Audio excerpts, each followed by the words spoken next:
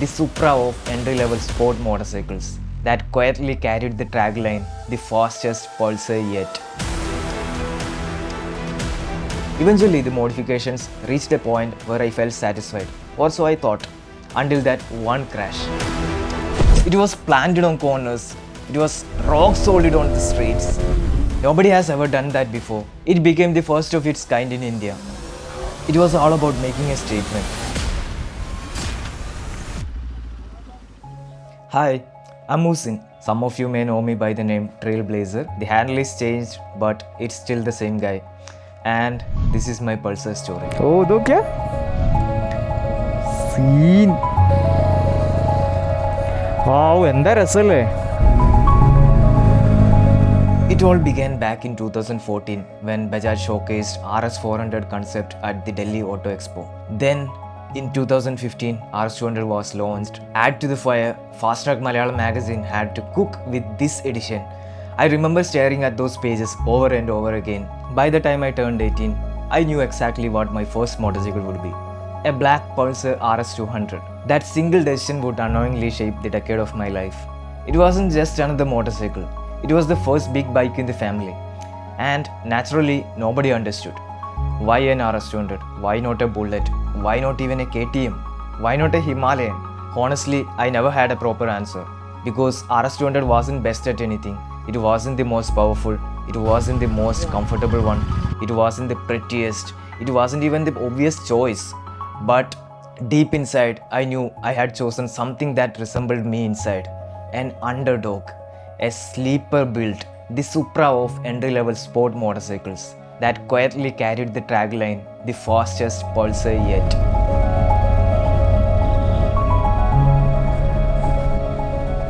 Well, the honeymoon phase didn't last forever.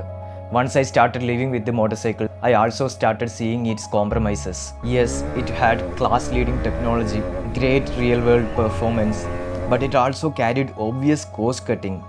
Thin tires, conventional telescopic forks, average brakes, a box section swing arm, and don't even get me started on that tail light. That's when I finally understood why so many people dismissed it as a handicapped KTM version of Bajaj. That realization hurt, but also it gave me purpose. Instead of wishing I had bought another motorcycle, I asked myself a different question. What if I fix everything people complained about? And that one question became my first project, namely the Project Z or Project Z, whatever you can call it.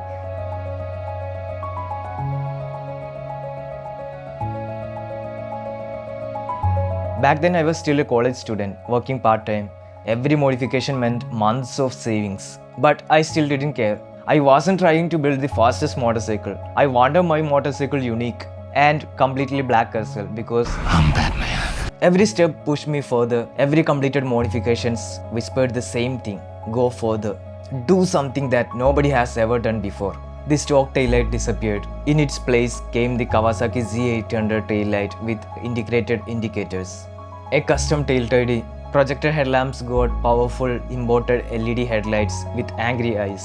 Further down, there wasn't much items I could purchase for RS200 in India. So I did something unexpected. I found an underbelly design, winglet, and a unique visor from Philippines. I brought those designs to India, started reproducing them, and sold them to fellow enthusiasts. Every sale funded the next upgrade.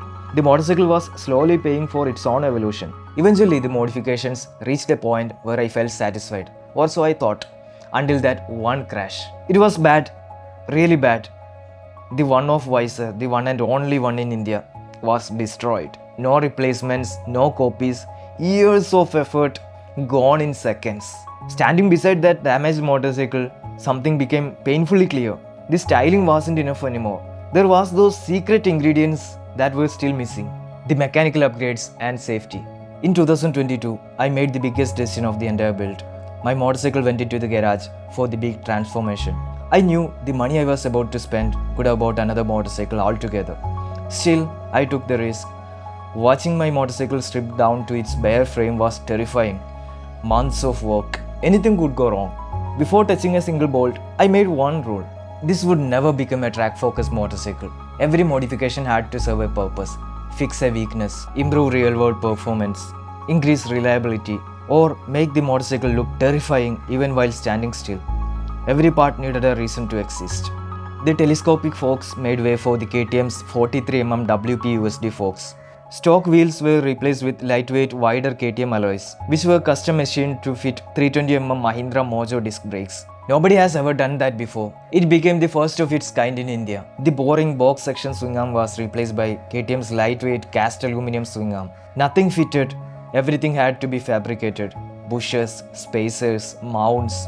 Every solution was developed so that the new swing arm felt home to the motorcycle geometry. It was a wonder to see the swing arm work like a stock fitment. Then came the braking system, the Achilles heel. The stock 2-piston bibrake calipers were replaced by dual 4-piston radial units, braided Teflon brake lines, RCB 14mm radial master cylinder, completely transforming how the motorcycle stopped. One challenge remained. I loved the original riding posture, so instead of changing it, we engineered a way to retain the stock handlebars on the larger USD forks. A custom T-stump, a carefully modified KTM Duke 200 top plate. Even drilling 2 mounting holes on that plate wasn't random. The first generation Duke top plate was specifically chosen because it retained the safest structural integrity after the modification. Every decision had engineering behind it, not aesthetics. Finally, the cherry on the top, a Domina 400 exhaust. The first one fitted onto an RS200 in India. 5 long months later, the motorcycle breathed again.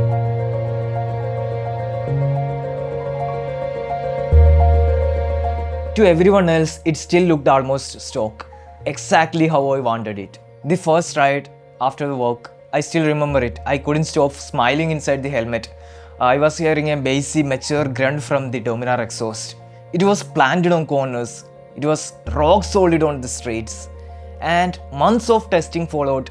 Many things were fixed and different iterations of products were followed. Fine tuning, adjustments, perfection, everything felt complete. This is how my machine was built. Hard work, deep thinking, and after all, it was all about making a statement. It was never about money, but about proving that this machine deserved nothing less. Money was least of my concern by the time back then.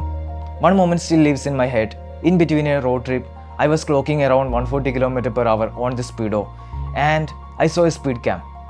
I braked really hard and the bike dived down like an ADV due to the sheer braking force, and within moments I was under 60. That incident and braking power completely rewired my understanding of what this motorcycle had become. I knew something special was born. Years passed, road trips, events, meetups, our Kerala RS200 community, quick shifters. Whenever we rode together, my motorcycle was usually at the front, leading the group, or right at the back, making sure nobody was left behind. Then life changed. I moved to Bangalore. New job, new friends, new motorcycles entered the garage. But through every chapter, there was one constant. My RS200. This motorcycle gave me far more than memories. It opened doors I never imagined. It helped me grow as a content creator. It earned me an invitation to the NS400Z launch at Bajaj's Pune plant. Not because I was famous, but because I had become known as a Pulsar maniac. Looking back today, I don't regret a single rupee, not even 1 hour, not one modification, because this motorcycle didn't just change itself, it changed me. On this August 2026, I am celebrating 9 years with this machine, and I truly believe there couldn't be a better time to tell this story. This isn't just a modified RS200, it's proof that belief can outlast opinions, that passion can overcome limitations, and sometimes the motorcycle everyone overlooks becomes the one that changes your life forever. The story of the alpha male continues. Cheers to 2026 and forward. This is Musin, and this is my Pulsar story.